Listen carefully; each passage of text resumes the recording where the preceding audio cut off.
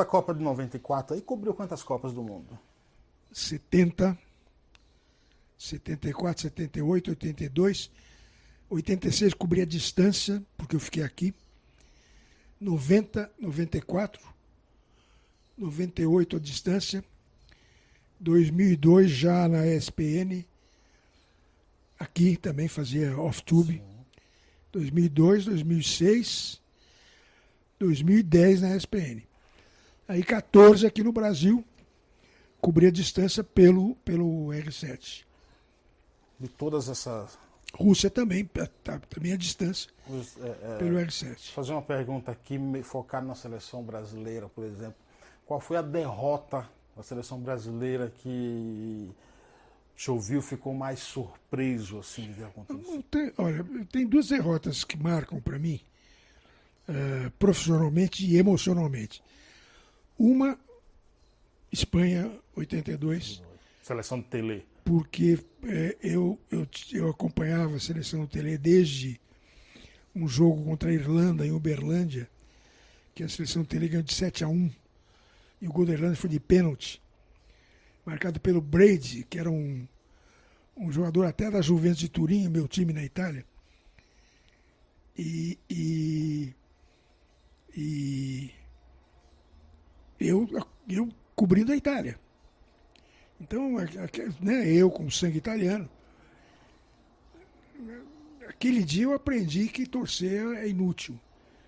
Porque eu sofri muito com a derrota do Brasil e, ao mesmo tempo, fiquei aliviado pelo fato de ser a Itália que ganhou bem. A Itália acabou campeã.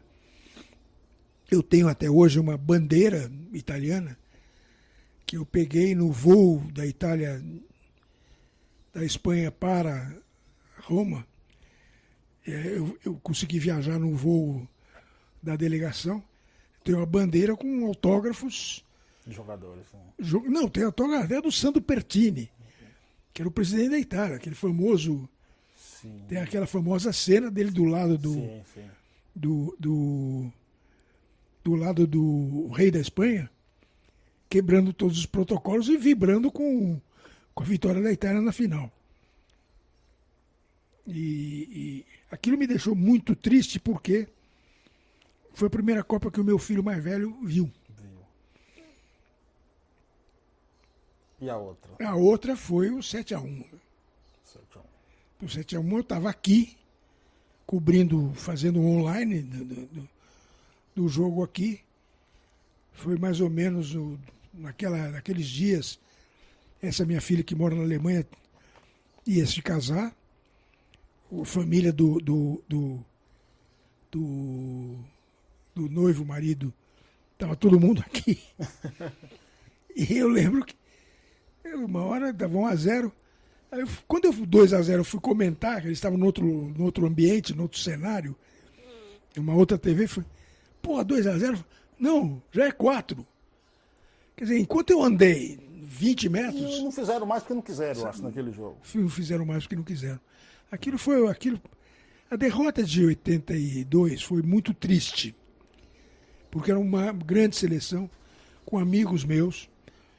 Sou amigo até hoje do Falcão, fui muito amigo do Sócrates, tive excelentes relações com o Tele. E a de 2014 foi humilhante. Foi humilhante e foi uma coisa assim, aquilo foi patético, aquele jogo é inacreditável. Eu vou contar uma história que pouca gente acredita, mas eu estive no Maracanazo. Eu tinha 6 anos de idade. Meus pais resolveram ir ao Rio para ver a Copa. Tínhamos parentes no Rio. Eu me recordo, por exemplo, de ter ido ao Pacaembu com meu pai ver Brasil-Suíça 2-2. Me lembro até hoje do time da Suíça de vermelho, o Brasil jogava de branco na época, não tinha um amarelo. Me lembro sentado na geral do Pacaembu, que era cimento, hoje não é mais. Me lembro que o jogo terminou empatado e meu pai triste, mas enfim, eu não sabia direito o que estava acontecendo, mas ele me levou. Sim. E fomos ver a final, minha mãe, meu pai e eu. Meu pai de paletó e gravata, minha mãe de taier, né? Aquela coisa que na época se usava. Chique, né? Eu não me recordo do jogo, mas tem uma cena que eu não me esqueço, que é a seleção do Uruguai dando a tal da volta olímpica com a bandeira, passando à nossa frente, meu pai chorando e minha mãe de pé batendo palmas. E eu falei, mãe, meu pai tá chorando e você tá batendo palma pros caras que ganharam do Brasil? Minha mãe falou, eu sou uma esportista. Aprenda isso.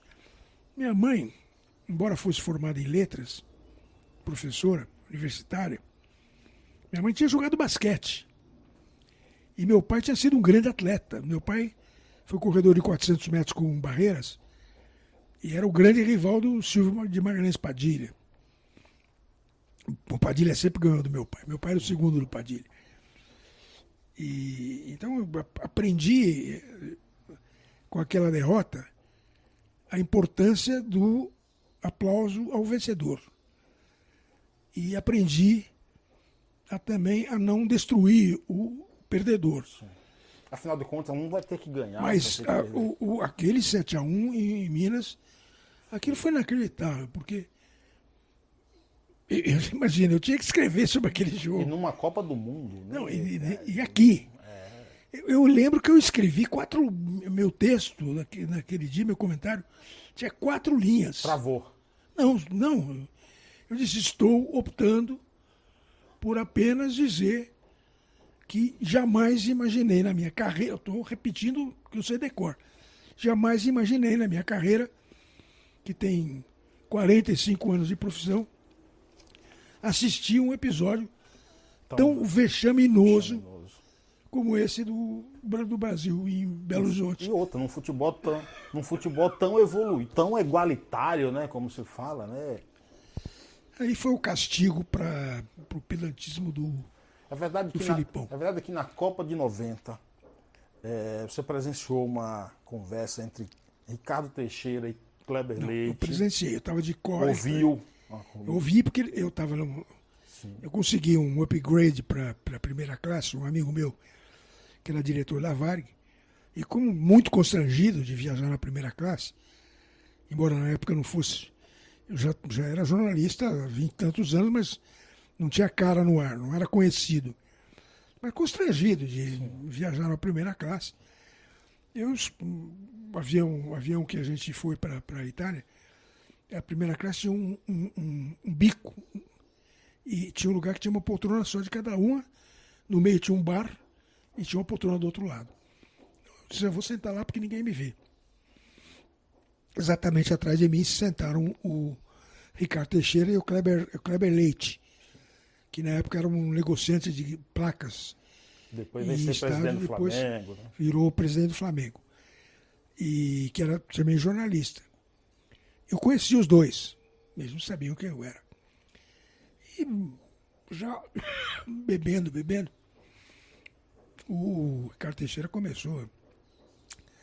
Filha da puta, esse Lazzaroni é um bosta merda. Cagada que eu fiz. Palavrões? Cara, 3 palavras, 5 palavrões. Eu tinha um gravadorzinho pequenininho. Pô, na hora, né? Peguei o gravadorzinho e fiz assim, ó. Botei aqui em cima do ombro e gravei a conversa toda. Cheguei na Itália, peguei minhas malas, nem me preocupei em ir do aeroporto para Roma, fui direto para a sala de imprensa do aeroporto, escrevi um texto curtinho, Mandou. Liguei para a redação, disse, estou mandando... Era do que jornal? Folha. Folha. Estou mandando um fax.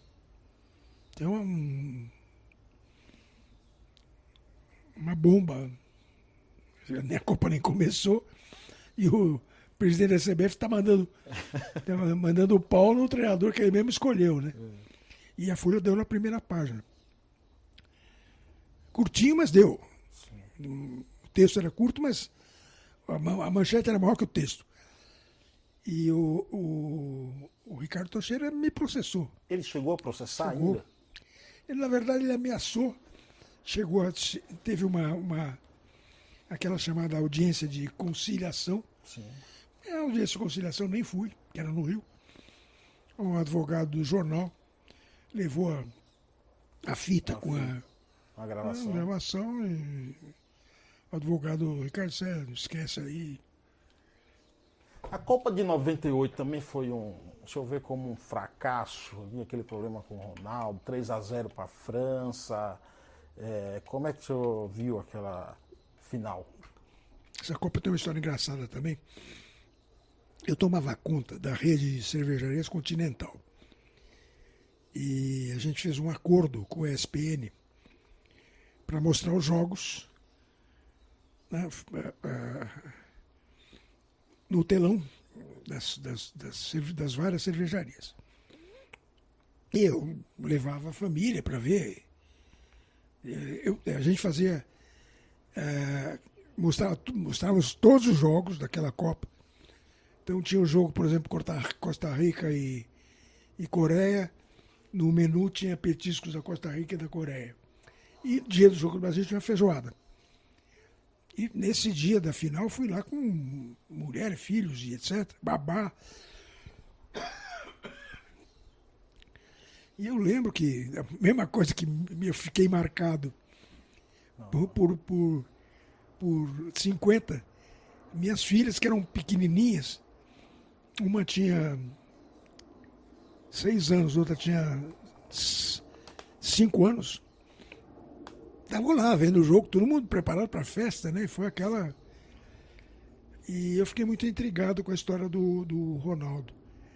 A tal convulsão. Então, eu tinha uma relação de amizade com o Moratti, o Máximo Moratti, que era o presidente e dono da Juventus da Inter de Milão, onde o Ronaldo jogava. Liguei para ele. Eu falei, mas o que aconteceu? Me disseram que mi hanno detto che c'è stata una convulsione. O Ronaldo teve uma convulsão. Agora, se o cara teve uma convulsão, não devia jogar. Eu falei, não devia jogar. Eu falei, mas o senhor tomou alguma providência? Olha, eu estou pensando em processar a CBF. Falei, presidente, me dá um dia. E eu resolvi refazer o episódio chamado O Trabalho do Jornalista Investigativo ao Contrário. E parei com o cervejaria que estava fazendo e fui investigar essa história. E tem o passo a passo de tudo que aconteceu antes daquela famosa tarde em que o Ronaldo teve de fato uma convulsão. Mas por que ele foi escalado? Bom, primeiro, o Ronaldo teve uma convulsão porque ele tinha síndrome de pânico. Um dos irmãos dele o obrigava a ver filme de terror e ele se escondia embaixo do sofá para não ver, e o irmão tirava ele e obrigava ele a ver o filme de terror. E ficou marcado por isso. Uma história que eu descobri também no levantamento posterior. O que houve no vestiário, eu tenho testemunhas de jogadores, inclusive que me contaram. Porque o Edmundo já estava escalado. O Edmundo já estava escalado. O Ronaldo tinha ido para o hospital, não tinha ido nem com o clínico da seleção, tinha ido com o ortopedista, o que é um absurdo. Você tem um problema, não é mecânico, você tem um problema fisiológico, quem tem que ir é o clínico. E, de repente, chegou o Ronaldo no bem bom. Não teve nada. Eu já passei por um cena de convulsão. Eu tive uma vez foi num time da faculdade. Eu joguei bola. Joguei na faculdade, joguei terceira divisão, etc, etc. E eu lembro que num jogo do campeonato universitário, um colega meu, não vou dizer o nome, porque é um cara famoso hoje como arquiteto, que era o nosso zagueiro central, ele caiu no chão e começou E por sorte era um jogo contra a medicina, uma das medicinas. E alguém está tendo um ataque epilético, não sei o quê. Tira a língua para fora, não sei o quê. Eu lembro da cena. Que foi tão ruim aquilo que o jogo não continuou. Esse colega meu, passados 5 minutos, ele estava de pé. Estava de pé, tomou água, tal. Ele queria voltar a jogar. Assim, para ele tinha acontecido um branco. Sim. Ele não lembra, não. Nós tínhamos. E os próprios colegas da medicina, não dá para jogar. Olha, nós não vamos jogar. Suspende o jogo, vamos jogar outro dia. Então, foi exatamente o que disse o Moratti para mim. Pô, se o cara tem uma convulsão, convulsão não é o melhor veículo para levar o cara para uma final de Copa. E ele apareceu no vestiário, quero jogar. E o Zagallo não queria que ele jogasse. Mas o famoso Ricardo Teixeira, perdão. Eu aprendi a ele chamar por outro nome. Era uma forma de conversa que a gente tinha meio secreta em determinadas épocas, porque a gente inventava nomes para as pessoas para não saberem de quem a gente estava. Né? Para não saberem de quem a gente estava. Então, para mim, ele era o Renato. Enfim. Diz que ele entrou no vestiário e obrigou o Zagallo a escalar. Outra bomba da Copa. Investiguei com os patrocinadores que me juraram que não sequer pensaram em sugerir que era importante para o Ronaldo ter atuado.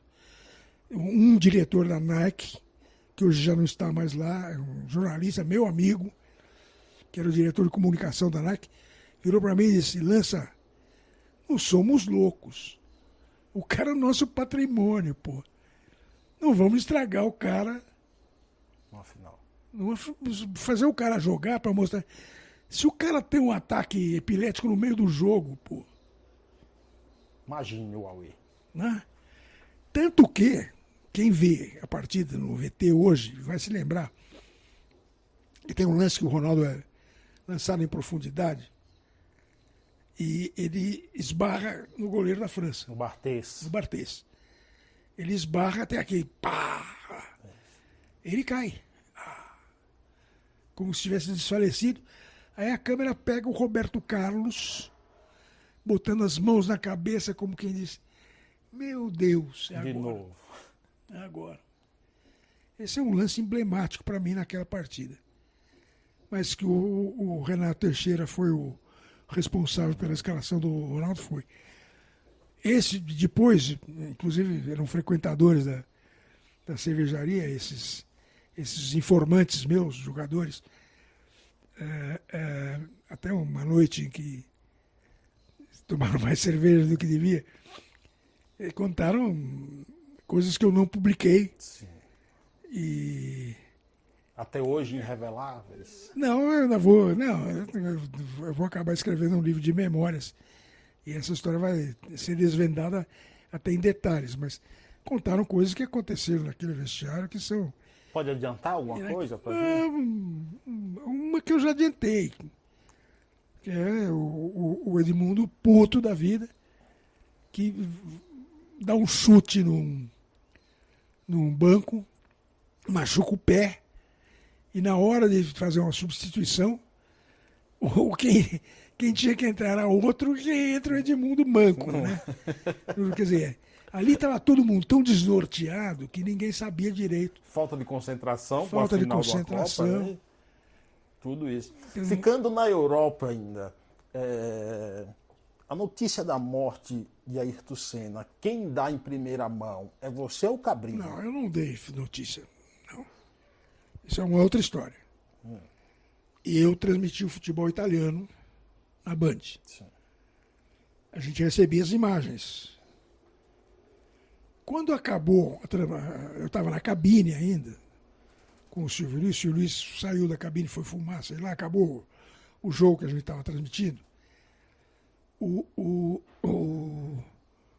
Eu vi que a imagem foi cortada por uma cena que parecia ser uma entrada de um hospital, porque tinha um monte de jornalistas, ambulância e tal.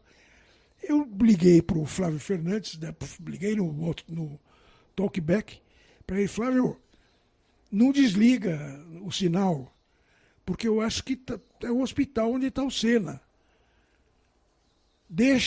a imagem, deixa o áudio, que a Rai provavelmente cortou do jogo para acompanhar o acidente do Senna. E, de fato, ficou mais uns 15 minutos, 20 minutos. Aí, num certo momento, o jornalista da Rai disse: vamos escutar a doutora tal. E entra uma mulher de branco que diz: lamento informar, mas com relação ao piloto brasileiro Ayrton Senna, silêncio elétrico. Pô, na hora eu entendi o que era silêncio elétrico. Subi correndo para o estúdio onde estava o Elias Júnior. Passei um bilhete para ele. Ayrton Senna, silêncio elétrico. O Elias não entendeu direito a minha letra e esperou o intervalo. Não teve intervalo, eu disse: o que foi? Disse: mulher, médica, Rai, etc. Ayrton, silêncio elétrico, significa que o cérebro dele não funciona mais. Isso foi certamente uns 40 minutos antes do Cabrini entrar no ar E dar a notícia. e dar a notícia. Agora, é aquela história. Eu não me orgulho de ter ficado mais tempo no estúdio. Aquilo foi um absoluto acidente. E não era necessariamente fã do Ayrton Senna. Eu sempre fui Piquet. Mas acompanhava a Fórmula 1 a fundo? Claro assim, que né? acompanhava. Inclusive, nós tínhamos um grupo que tinha um bolo de Fórmula 1. Então eu acompanhava a Fórmula 1 mais até pelo resultado, pelo bolo, né? Para ver quem. Uma vez eu ganhei o bolo. Era um bolo do ano inteiro, ia somando pontos. Mas em termos de esporte, você tem uma ligação muito forte com o futebol italiano. Era né? difícil de eu ver a corrida, porque eu trabalhava na hora da corrida, né? Então, Sim. mas nesse dia, por coincidência, porque a corrida era na Itália, eu acabei vendo a corrida, uma parte da corrida, e vi o acidente. Né? Porque estava todo mundo De olho ali? de olho na própria emissora. Eu sei que quando me bateu